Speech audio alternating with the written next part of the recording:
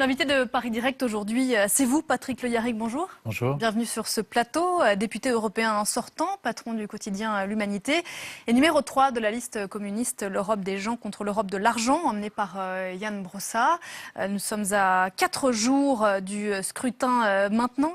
Un mot d'abord du nom de votre liste, l'Europe de l'argent, l'Europe des gens pardon, contre l'Europe de l'argent. C'est quoi l'Europe de l'argent ?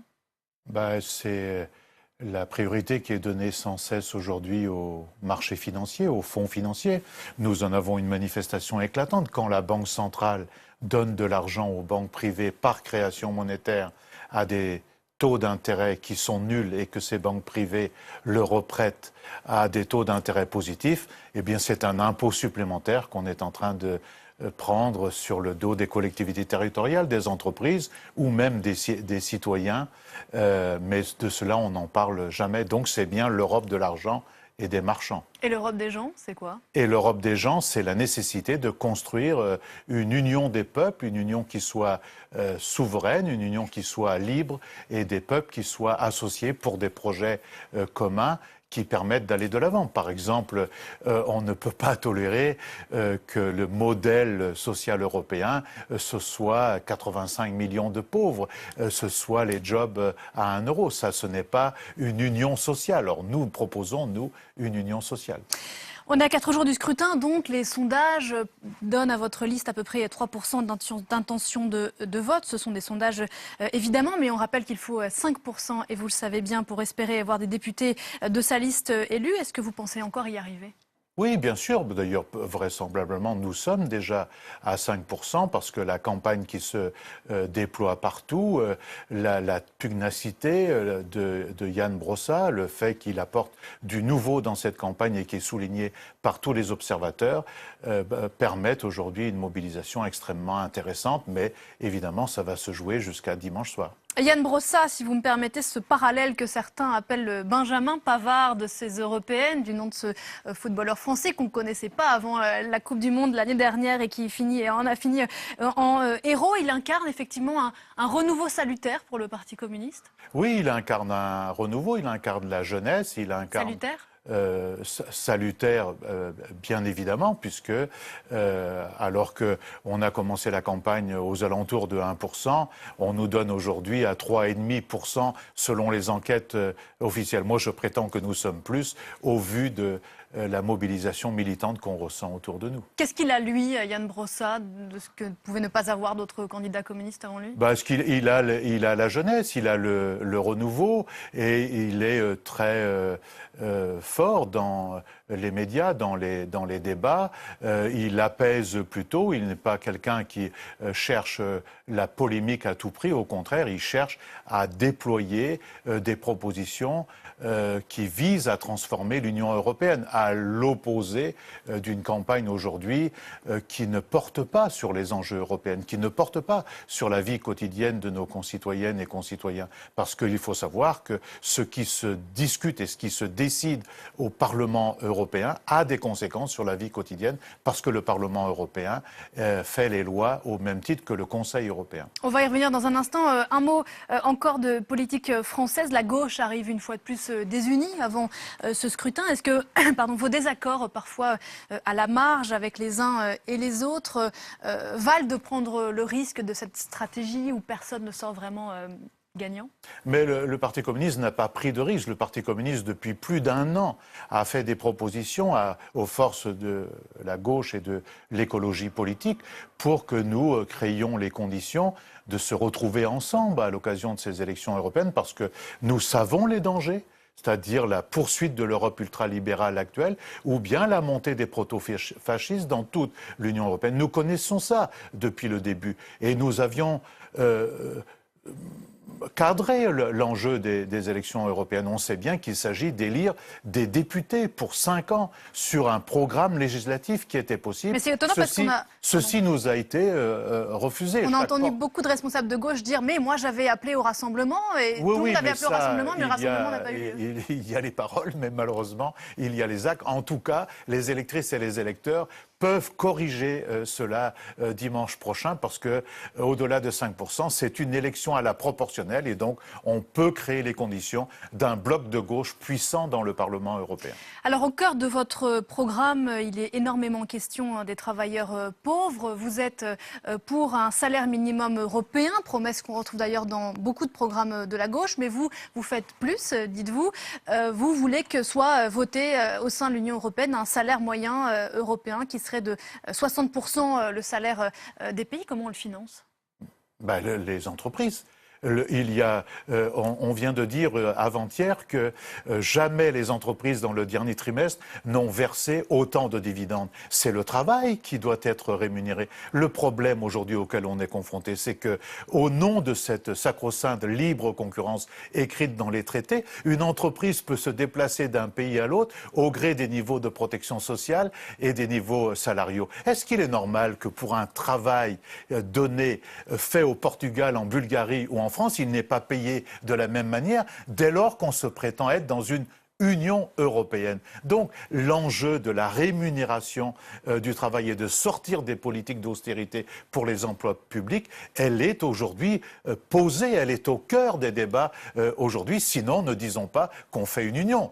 Disons que c'est la loi de la jungle. Or, nous sommes contre cette loi de la jungle. Vous plaidez pour moins d'orthodoxie budgétaire. Vous voulez revenir sur la règle des 3% du déficit public. Est-ce que ça met pas à mal aussi, a fortiori, le principe de solidarité qui est au cœur du projet européen ? Chacun fait comme il veut de son côté ? Malheureusement, il n'y a pas de solidarité aujourd'hui.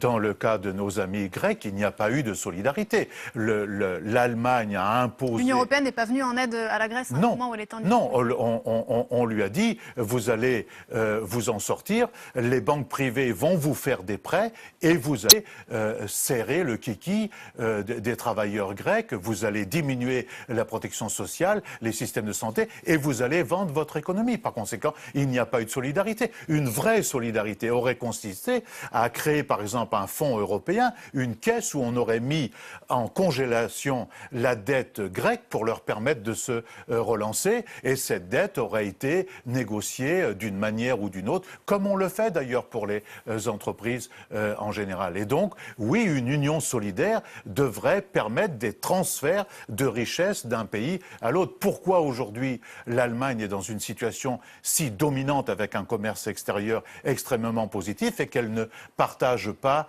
Donc il faut aider les pays aujourd'hui les plus en retard de développement, entre guillemets, les plus en retard socialement, pour aider à monter de telle sorte qu'on ait une union véritable.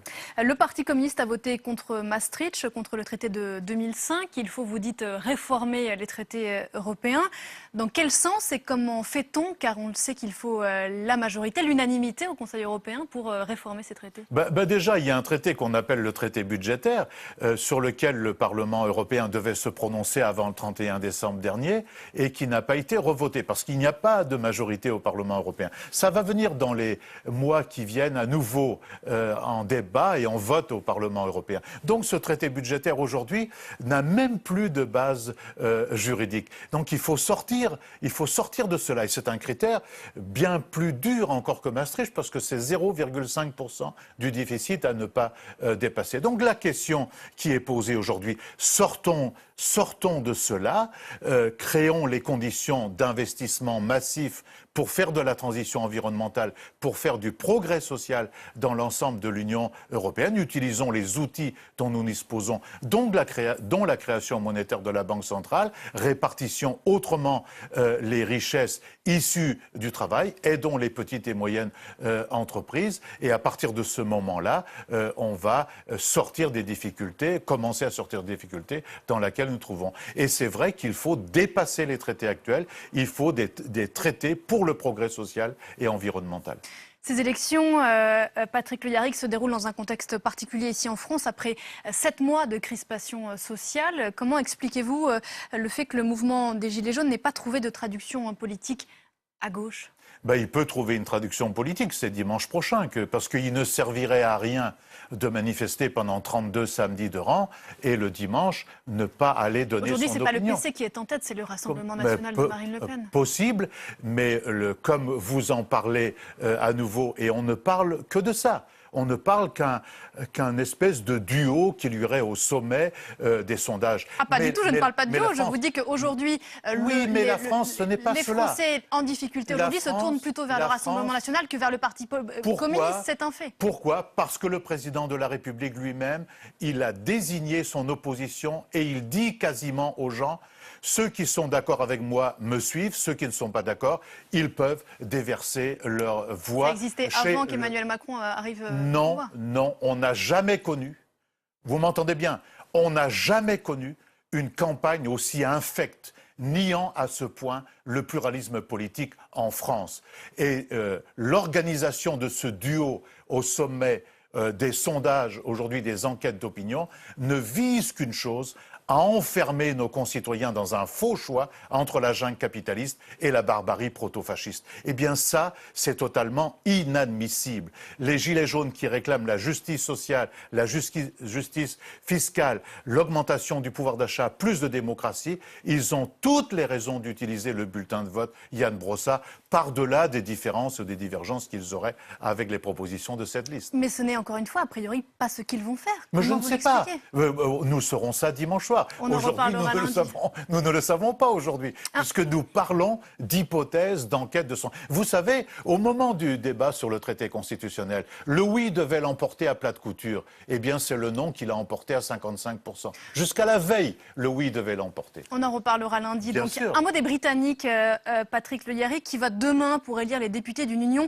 qu'ils veulent quitter. Qu'est-ce que vous inspire cette situation assez ubuesque? Elle est plutôt inquiétante. Elle est inquiétante pour le monde du travail et de la culture au Royaume-Uni, mais aussi dans l'Union européenne. Et aujourd'hui, ce qui se passe avec ce qu'on est en train de nous dire et la campagne que mène M. Nigel Farage, que nous connaissons bien, nous, au Parlement européen, Nigel Farage, il va être l'adjoint de M. Trump à quelques kilomètres des côtes françaises. Il n'y a rien de bon de ce côté-là à attendre pour les ouvriers britanniques, pour ceux qui aujourd'hui souffrent. Et donc, il faut respecter le vote des Britanniques. Il ne faut pas qu'il y ait un deuxième référendum, c'est la nouvelle carte de Theresa May. Mais le deuxième référendum ne porte plus sur la sortie ou pas, il porterait sur le texte que propose Mme May, ce qui est une petite nuance. Mais la question qui est posée, c'est qu'en tout état de cause, il faudra trouver un accord de coopération, un accord d'association, et non pas se faire la guerre.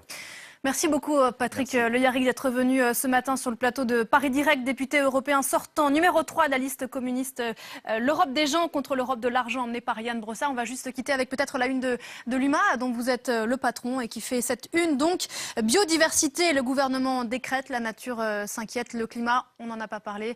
Ça fait partie également de votre programme. Merci beaucoup. Merci. Belle journée à vous et à bientôt dans Paris Direct. L'info continue avec Damien Coquet. À tout de suite.